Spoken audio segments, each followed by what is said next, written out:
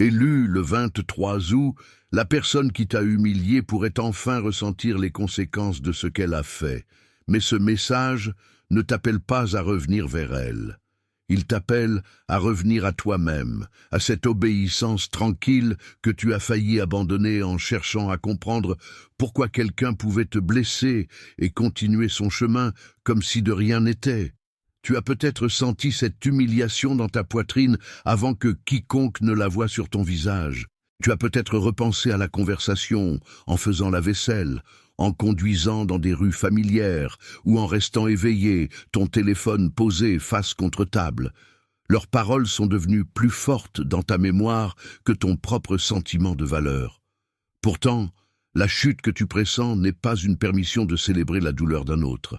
C'est une invitation à reconnaître que tu n'as pas à retourner là où ta dignité a été traitée comme jetable. Si tu as senti qu'une saison qui se répète demande à être comprise plutôt que simplement endurée, le calendrier secret des élus peut t'aider à nommer ce que cette période forme en toi et pourquoi l'attente a semblé si significative. Il offre un moyen de réfléchir avec plus de clarté au lieu de porter seul chaque question sans réponse. Pour accéder à l'e-book, va maintenant en haut des commentaires et clique sur le lien dans le commentaire épinglé. Tu peux rester compatissant sans rouvrir la porte et tu peux relâcher le besoin de voir leurs regrets avant de commencer à guérir.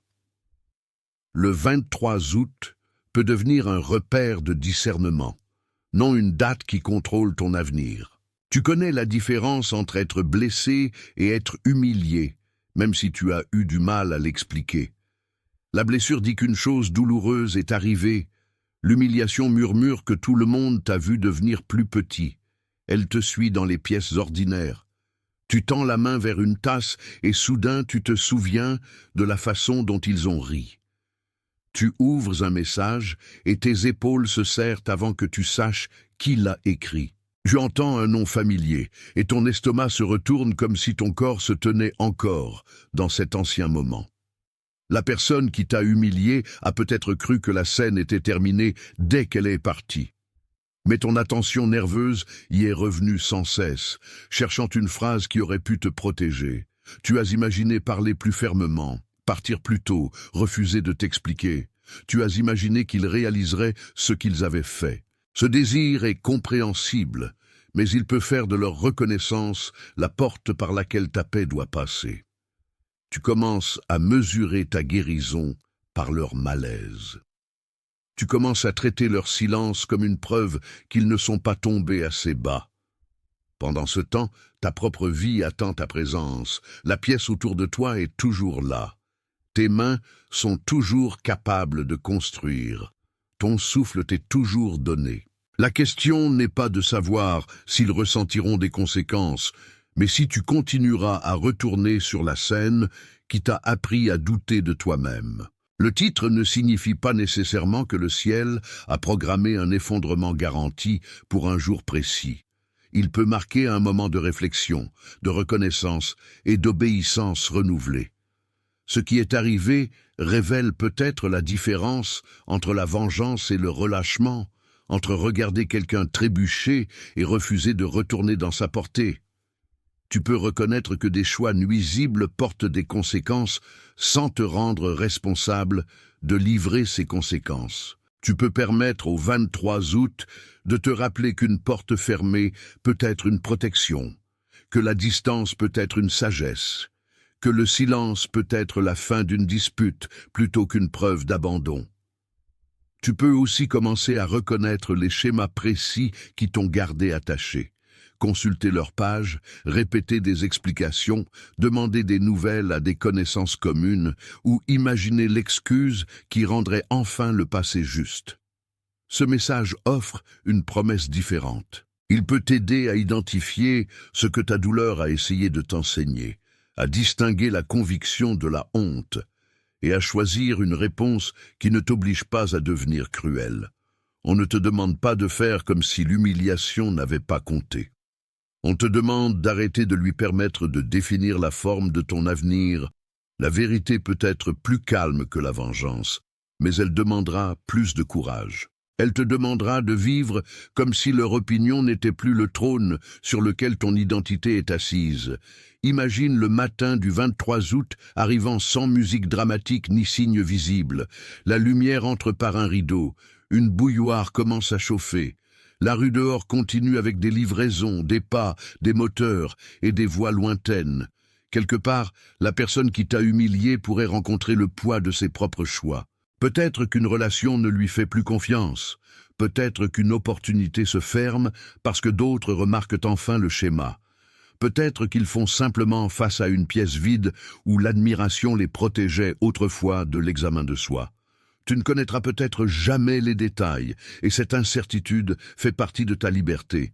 Ta vie ne peut pas dépendre de recevoir un rapport du tribunal de leurs conséquences. Tu pourrais encore te sentir tenté de chercher des preuves. La main s'étend vers le téléphone. L'esprit crée une question, et l'ancien appétit d'information s'élève. Mais tu peux poser le téléphone et remarquer ce qui se passe ensuite. Le silence peut sembler inconfortable, mais l'inconfort n'est pas le danger. Ton corps apprend qu'il peut survivre sans savoir. Ton esprit apprend que la clôture n'arrive pas toujours par la confession d'un autre. La scène devient sainte, non parce que leur chute est spectaculaire, mais parce que tu choisis de ne pas tourner ton visage vers elle comme condition de ta propre paix. Le vrai tournant est le moment où tu cesses de demander s'il regrette de t'avoir perdu et commences à demander si tu es prêt à t'honorer toi-même. L'attente devient épuisante quand tu ne peux pas discerner ce qu'elle fait. Tu te demandes si tu es préparé, redirigé, invité à clore un cycle ou simplement oublié. Tu pries, mais les mêmes souvenirs reviennent. Tu essaies d'avancer, mais un rappel te tire en arrière. Tu as peut-être interprété chaque jour calme comme une preuve que rien ne change, même si tes réactions deviennent lentement moins contrôlées par le passé. C'est pourquoi la clarté compte. Le calendrier secret des élus a été créé pour la personne qui se sent prise entre ce qui s'est terminé et ce qui n'a pas encore commencé. Celle qui a besoin d'aide pour reconnaître si la saison présente appelle à l'attente, à la préparation, à la clôture, à la reconstruction ou à un nouveau commencement. Beaucoup de lecteurs arrivés confus ou fatigués d'attendre ont dit que le matériel les a aidés à comprendre leur saison plus clairement, à organiser leurs prières ou à cesser d'interpréter chaque silence comme un abandon. Ils ne te demandent pas de forcer un résultat, ni de transformer une date en garantie. Ils te donnent un langage pour une réflexion honnête et des décisions plus stables. Pour accéder à l'e-book, va maintenant en haut des commentaires et clique sur le lien dans le commentaire épinglé. Puis reviens à ce message avec un cœur plus calme, car la prochaine question n'est pas ce que leur chute prouvera, mais ce que ton refus de retourner rendra possible. Ton attention est précieuse, et il est temps de la dépenser pour la vie que l'humiliation n'a pas pu détruire. La première opposition ne ressemblera pas toujours à la personne qui t'a blessé. Parfois, elle apparaît comme une fausse urgence. Tu te sens poussé à envoyer un message de plus parce que le silence semble insupportable. Tu veux expliquer toute l'histoire pour que personne ne puisse mal comprendre ton innocence. Tu compares ta vie à la leur et te demandes pourquoi ils semblent à l'aise tandis que tu portes les séquelles. La peur dit « Si tu ne réponds pas, ils gagnent ». La pression dit « Si tu ne les exposes pas, la vérité disparaît ». Mais la vérité ne devient pas fausse parce que tu cesses de plaider pour elle dans chaque pièce. Ta dignité n'a pas besoin d'une campagne publique pour rester réelle. La distraction t'offrira 1000 façons de les surveiller sans admettre que surveiller te garde émotionnellement connecté. Tu appelleras peut-être cela du discernement, mais parfois c'est simplement la douleur qui cherche un autre aperçu de la personne qui l'a causé. Ce n'est pas une condamnation. C'est une invitation honnête à examiner le fruit de ton attention. Après avoir vérifié, te sens-tu plus clair ou plus agité? Après avoir répété la confrontation, te sens-tu plus libre ou plus lié? Une réponse fidèle peut impliquer une sagesse pratique, de la documentation, des limites, ou chercher de l'aide quand c'est nécessaire. Elle n'exige pas de représailles. Tu peux te protéger sans empoisonner ton monde intérieur. Tu peux dire la vérité sans faire de leur chute ta tâche quotidienne. Joseph a su ce que signifiait être trahi par des gens qui auraient dû le protéger. Ses frères l'ont dépouillé d'appartenance avant de le dépouiller de son manteau. Et la blessure l'a accompagné dans des lieux où il n'avait jamais prévu de vivre. Pourtant, Joseph n'est pas resté émotionnellement piégé dans la fosse, attendant que ses frères reviennent valider sa douleur. Son histoire a traversé la séparation, le travail, l'incertitude, la responsabilité et le temps. Cela ne rend pas ce qui s'est passé acceptable, et cela n'efface pas le coût de la trahison.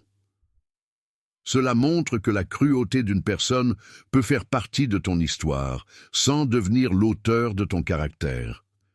Tu te tiens peut-être dans une version ordinaire de cette même tension. Tu vas au travail, réponds aux messages, prépares la nourriture et salues les gens, tandis qu'une vieille humiliation demande encore si tu es sûr d'être vu. Comme Joseph, tu devras peut-être pratiquer la fidélité dans un lieu qui ne t'a pas choisi, parmi des gens qui ne connaissent pas toute l'histoire. Le travail important se produit peut-être dans des décisions cachées, refuser de riposter, parler avec justesse, choisir une compagnie digne de confiance et accomplir la tâche du jour avec intégrité. Tu n'as pas besoin de savoir comment chaque conséquence se déploiera. Tu as besoin de suffisamment de lumière pour faire le prochain pas honnête. Leur échec à t'honorer n'a pas annulé l'appel sur ta vie.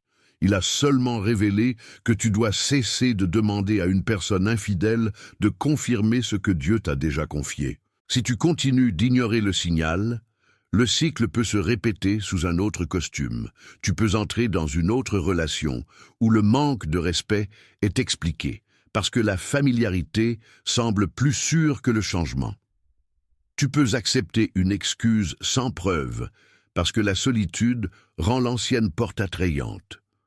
Tu peux devenir si déterminé à ne plus être humilié que tu t'humilies toi-même en trop expliquant, en trop donnant ou en restant là où tes limites sont répétitivement moquées. La douleur peut enseigner la sagesse, mais seulement si tu lui permets de devenir discernement au lieu de suspicion.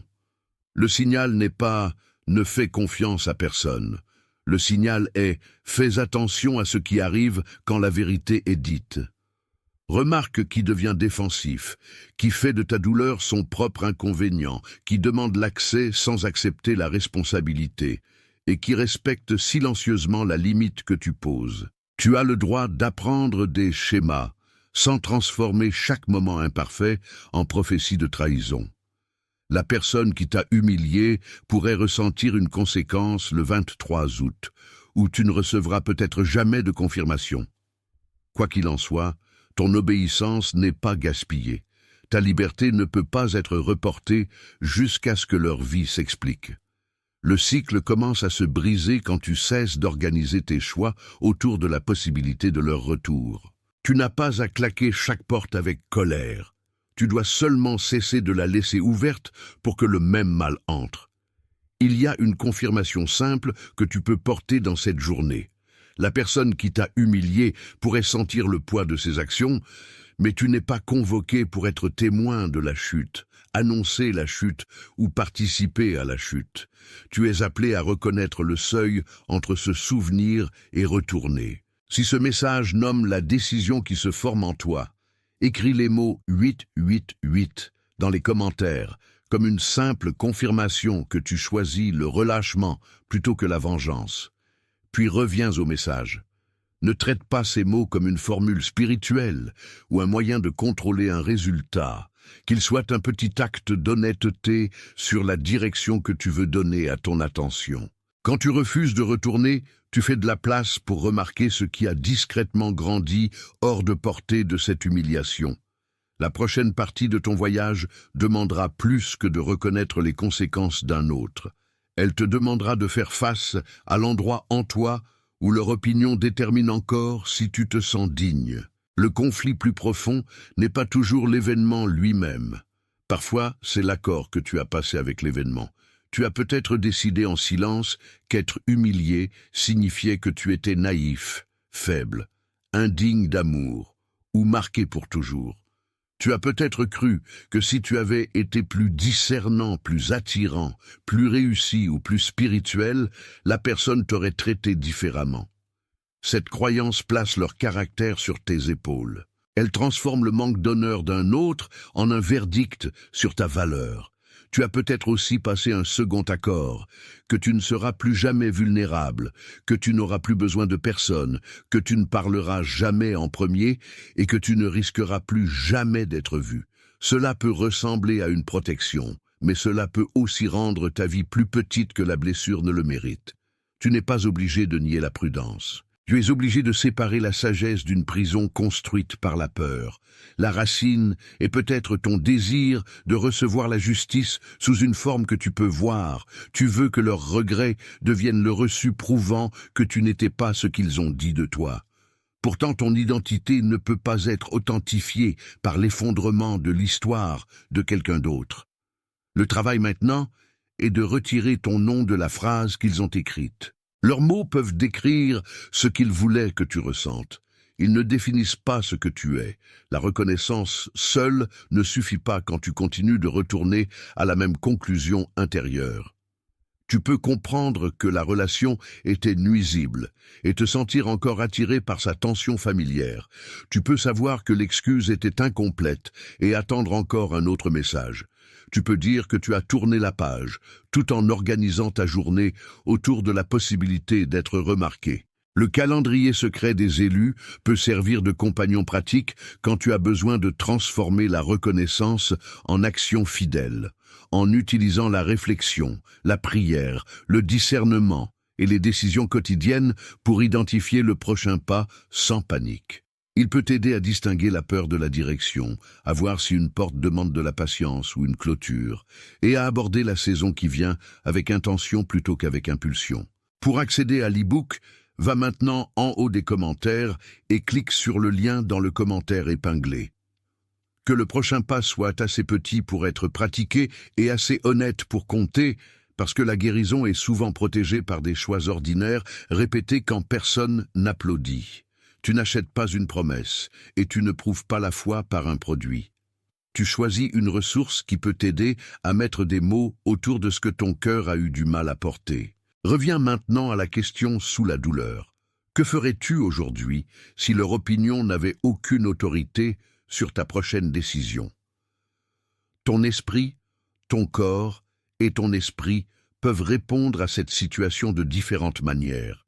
Et le discernement devient plus clair quand tu cesses de les forcer à parler d'une seule voix. Ton esprit cherche des explications, des calendriers, des motifs et des preuves. Ton corps peut réagir par de la tension, de la chaleur, une respiration superficielle ou une fatigue soudaine quand un souvenir apparaît. Ton esprit peut reconnaître qu'une limite est nécessaire avant même que tes émotions se sentent prêtes à l'accepter. Aucune de ces réponses ne doit être traitée comme une preuve infaillible en elle-même. Une pensée peut être façonnée par la peur. Une réaction corporelle peut refléter un stress accumulé. Une impression spirituelle doit être testée par la vérité, la sagesse, le caractère et les conséquences qu'elle produit. Tu peux ralentir assez longtemps pour demander ce qui se passe réellement. Y a-t-il un danger présent ou une ancienne scène est-elle rejouée?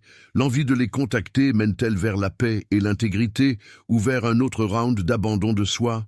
Le silence te donne-t-il de l'espace pour guérir ou utilises-tu le silence pour punir? Ces questions n'affaiblissent pas ta foi, elles rendent ta foi plus responsable. La personne qui t'a humilié n'a pas besoin d'occuper chaque couche de ta conscience. Laisse ton esprit rassembler des faits. Laisse ton corps recevoir du soin et laisse ton esprit revenir à ce qui est vrai. Tu peux prendre une décision sage sans exiger d'abord un sentiment émotionnel de certitude. Les relations et les environnements révéleront si ton nouveau discernement devient pratique. Remarque comment tu te sens après avoir passé du temps avec des gens qui honorent tes limites. Tu peux encore porter de la tristesse, mais tu n'auras pas besoin de jouer une explication pour chaque souffle. Remarque la différence quand tu entres dans une pièce où le désaccord ne devient pas une humiliation publique. Tes épaules peuvent s'abaisser avant que tes pensées ne rattrapent. Cela ne signifie pas que chaque personne sûre sera d'accord avec toi, et cela ne signifie pas que chaque conversation inconfortable est abusive. Le discernement n'est pas une suspicion portant un langage religieux. C'est la capacité patiente d'observer des schémas, de recevoir une correction, et de reconnaître si la dignité est présente même quand la tension existe. Tu peux demander conseil à quelqu'un de mature sans lui remettre le contrôle de tes décisions. Tu peux partager assez de vérité pour être soutenu sans transformer ta douleur en preuve publique contre une autre personne. Tu peux aussi quitter des environnements qui récompensent répétitivement la cruauté, même quand d'autres appellent ton départ dramatique. La miséricorde n'exige pas un accès illimité, le pardon n'exige pas une intimité renouvelée. La personne qui t'a humilié pourrait faire face à des conséquences, parce que le même schéma a atteint un autre cadre, mais ta tâche n'est pas d'enquêter sur toute leur vie. Ta tâche est de devenir honnête au sujet des environnements où tu peux respirer, grandir, parler et rester entier. L'opposition survit souvent en te gardant fatigué. Quand tu es épuisé, chaque message urgent semble important. Quand tu es seul, une insulte familière peut sembler préférable à un silence inconnu. Quand tu es surstimulé, tu peux confondre l'intensité avec la connexion et l'anxiété avec l'intuition.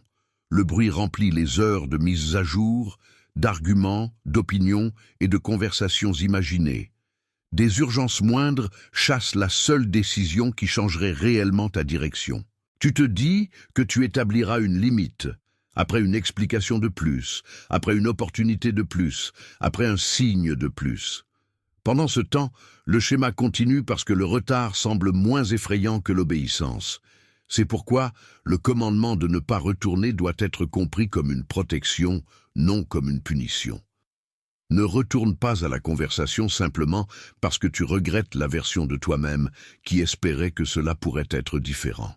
Ne retourne pas à l'environnement simplement parce que les gens là-bas demandent si tu es devenu amer. Ne retourne pas à l'habitude de vérifier parce qu'une nouvelle information ne peut pas guérir une ancienne blessure. Fais de la place pour un calme qui n'est pas vide. Éteins ce qui t'enflamme répétitivement. Donne à ton attention un lieu pour se reposer. L'opposition perd une partie de son pouvoir quand tu cesses de la nourrir avec chaque moment libre. Ta vie ne se sentira pas instantanément étrangère pour toujours. Au début, la paix peut ressembler à une pièce sans meubles. Reste assez longtemps pour apprendre sa forme. Un tournant arrive quand tu cesses de négocier avec la vérité connectée à ce titre. Tu ne demandes plus si l'humiliation était assez sérieuse pour justifier ta distance. Tu n'exiges plus 5 témoins avant de croire ce que ta propre expérience t'a déjà montré. Tu ne confonds plus retourner avec être gentil.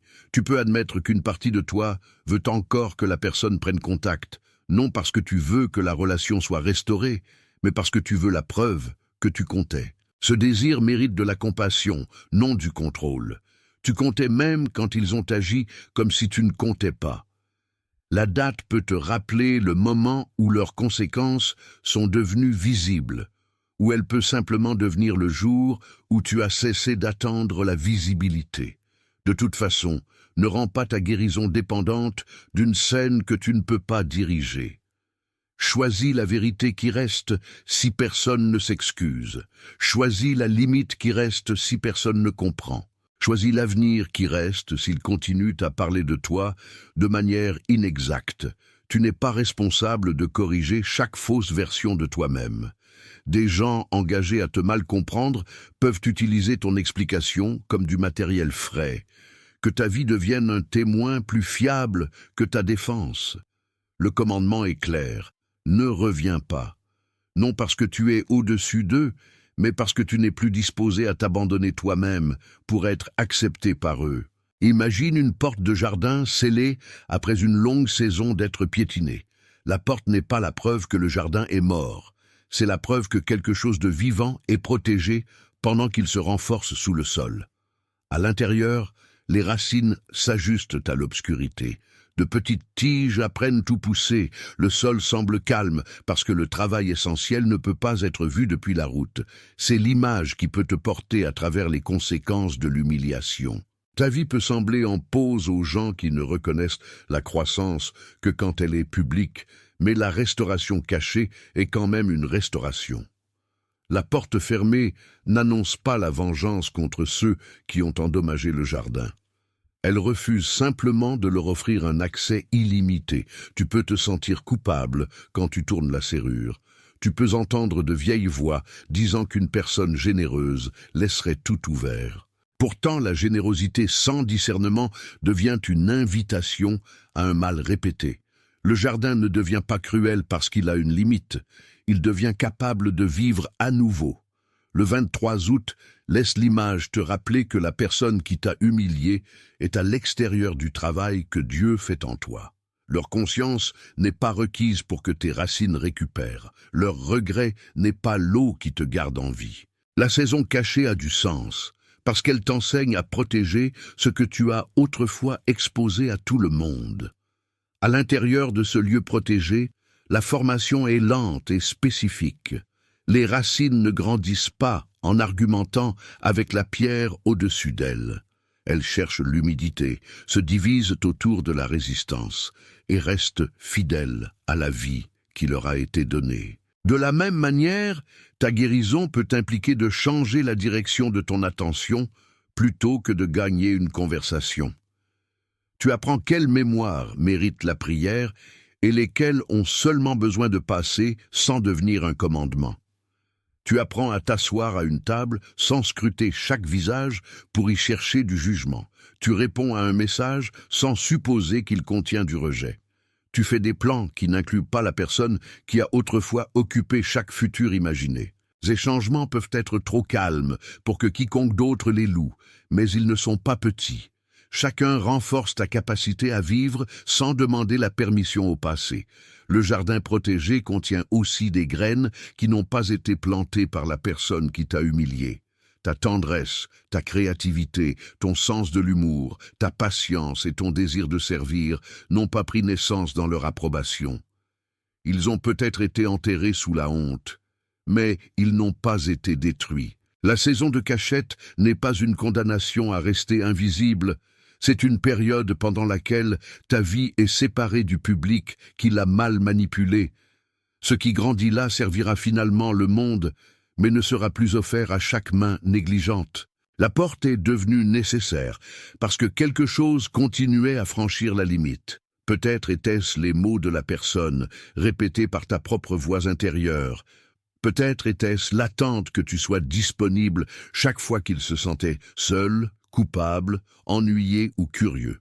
Peut-être était-ce la pression des autres qui voulaient que l'ancien arrangement soit restauré parce que ton absence les rendait inconfortables. Chaque fois que la porte s'ouvrait sans discernement, le sol était de nouveau dérangé. Tu commençais à reconstruire depuis le même endroit. C'est ainsi que l'opposition peut opérer à l'intérieur d'une saison blessée. Elle n'a pas besoin de tout détruire d'un coup. Elle a seulement besoin de te persuader qu'un peu d'accès est inoffensif. Une courte conversation devient une nuit de rumination. Une simple visite devient un retour aux anciens rôles. Un geste public devient une permission de mépriser les limites privées. Tu as le droit de reconnaître le schéma sans haïr personne. Tu as le droit de dire « ce n'est pas sûr pour moi », même si quelqu'un d'autre appelle cela impitoyable. La porte n'est pas une accusation gravée dans la pierre. C'est une reconnaissance humble des limites. Certaines personnes peuvent sentir ton retrait comme une perte de pouvoir sur toi, et elles peuvent nommer cette perte injustement. Laisse-leur leur interprétation. Ta responsabilité est de soigner le sol, d'enlever ce qui étouffe la vie, et de cesser de confondre accès et amour. Puis, sous le sol protégé, le mouvement commence. Une tige pousse vers le haut, à travers la terre, sans garantie que le temps sera doux. Elle ne s'élève pas parce que chaque menace a disparu. Elle s'élève parce que la vie a continué son travail. Tu peux remarquer le même mouvement en toi quand tu choisis le petit déjeuner au lieu d'une autre heure de